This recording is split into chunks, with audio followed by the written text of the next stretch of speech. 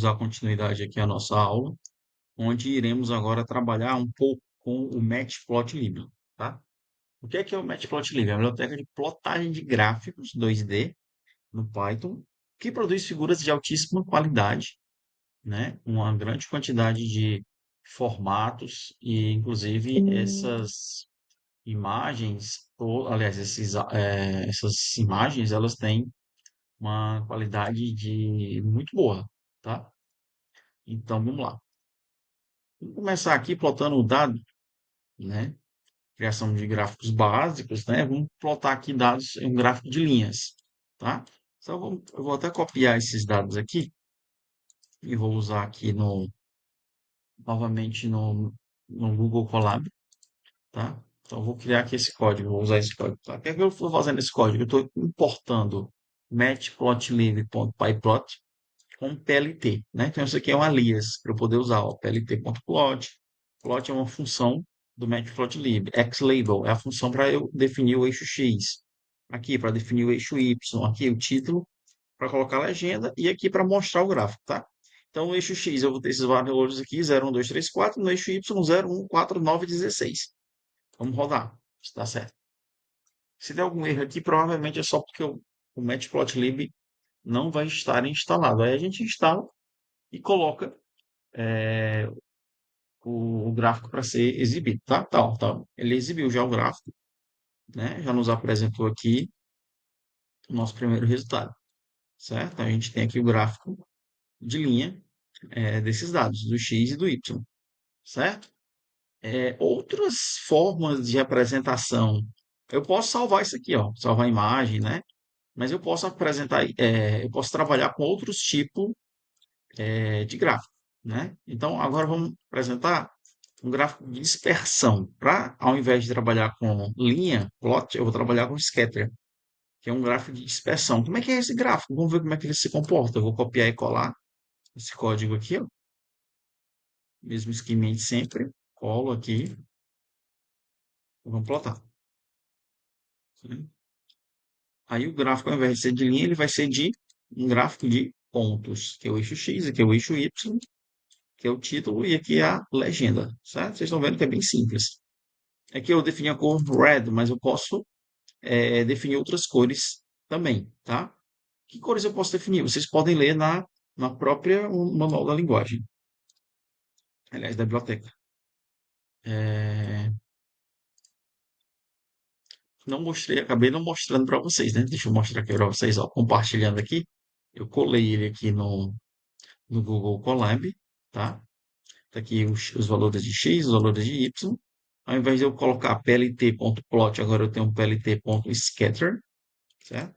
Eixo x, eixo y, cor, o label, estou chamando esse gráfico de pontos, eixo X, eixo Y, gráfico de dispersão, legenda e mostrando o gráfico. Eis o gráfico.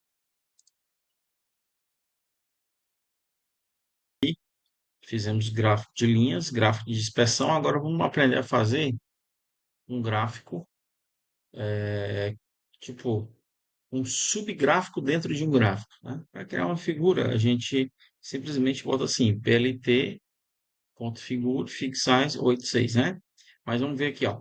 Eu vou adicionar um subplot à figura atual. Então, bora copiar isso aqui, tá? Vamos lá para o Matplotlib e vamos ver como é que ele funciona.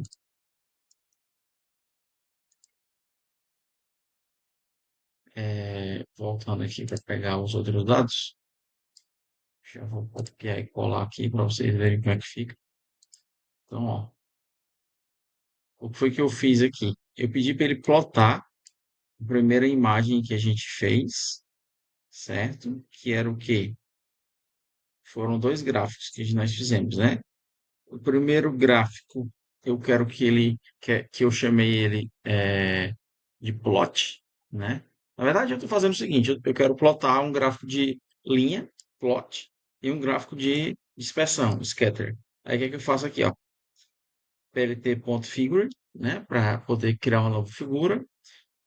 Aí eu ploto um subplot, uma linha, Ou seja, eu vou ter uma linha, duas colunas, e esse aqui corresponde ao primeiro subplot. Então, eu vou plotar XY. Por isso que plt.plot XY. Aqui, eu digo que vou fazer um subplot, só que agora é a primeira linha, segunda coluna e o segundo subplot. E aí faço plt.scatter, né?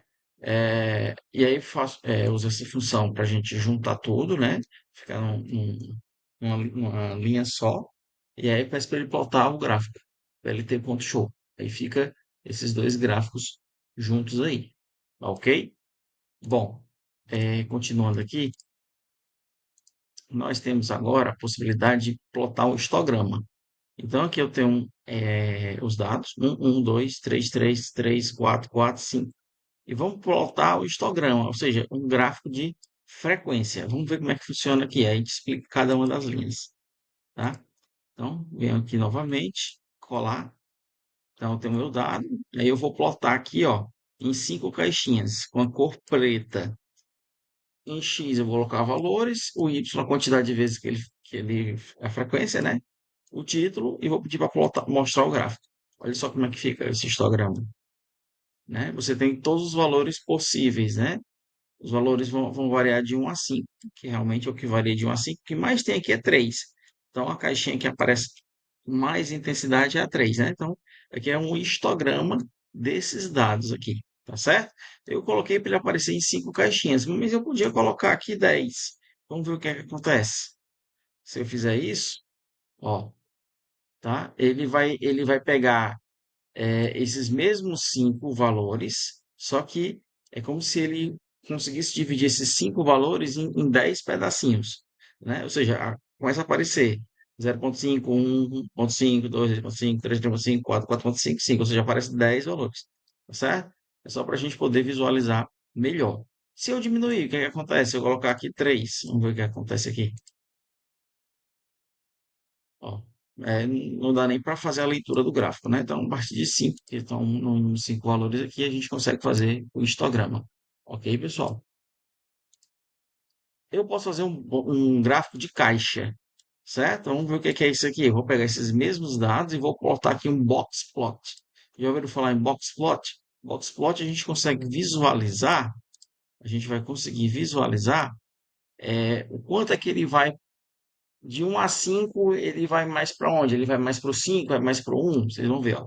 Vou plotar aqui o box plot para ver, ó. E a gente interpreta aqui, ó. Tá aqui o box plot. Todos os valores, né? De 1 a 5, onde 1 é o valor mínimo, o 5 é o valor máximo.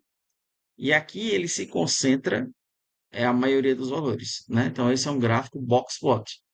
Se eu colocar aqui mais valores 5, vamos colocar aqui uma série de valores 5, só para ver o que acontece. Ó, vocês vão percebendo que a caixa, ela, como tem mais valores iguais a 5, ela fica mais lá para cima, certo? Mais para cima, por quê? Porque a maior concentração de dados é 5. Se eu tirar todos os valores aqui, colocar só um 5 e colocar aqui mais valores iguais a 3, o que é que vai acontecer provavelmente? Provavelmente o que vai acontecer é que a gente vai diminuir o tamanho da caixa central, certo? Vai ficar mais concentrado aqui no meio, ó. Fica bem concentrado aqui no 3, certo? Vou até diminuir um pouco aqui para a gente visualizar isso melhor, tá certo? Então, esse é chamado gráfico box plot. Bom, pessoal, continuando aqui, tá?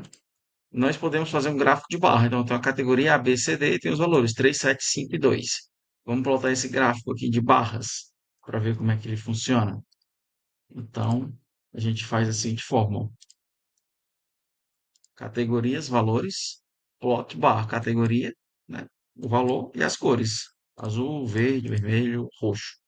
E aí ele mostra esses valores para a gente em um gráfico de barras. O X são as categorias, né? O eixo X, o eixo Y são os valores, certo? Aí aqui está o título do meu gráfico e eu peço para ele apresentar o gráfico para a gente, tá? Se eu quiser fazer isso aqui no formato de pizza, eu vou botar plt.py, né? Então, como é que funciona? Ó, vai funcionar da seguinte forma, ó. Categoria, valores. Aí vou botar os valores, os labels, certo? E as cores. Vocês podem ignorar isso aqui por enquanto ou procurar referências para explicar sobre isso, tá? Mas basicamente isso aqui é para a gente poder colocar o percentual, né, do valor no formato de percentuais, tá certo? Ó, então fica bem mais fácil de entender o gráfico, beleza? Bom, continuando, pessoal, aqui, é rápido essa parte Matplotlib, nós podemos agora definir o título e o rótulo dos eixos, né? Só para vocês verem como é que faz. Já mostrei antes, né? plt.title, título do gráfico, plt.xd, o eixo x, eixo y. Para botar a legenda, você pode colocar o plt.legend, certo? E aqui é para ajustar automaticamente os subplots para se encaixar bem dentro da figura, certo? Então, aqui são algumas funçõezinhas que eu tinha para apresentar para vocês a respeito do Matplotlib. Nós temos um exemplo completo aqui, tá? Que vocês podem fazer como exercício. Então, a ideia é vocês pegarem essa parte do código, tá? E plotar, né? E entregar como o exercício 2 da parte 2 dessa aula 4. Tá ok, pessoal? Muito obrigado. A gente interrompe por aqui.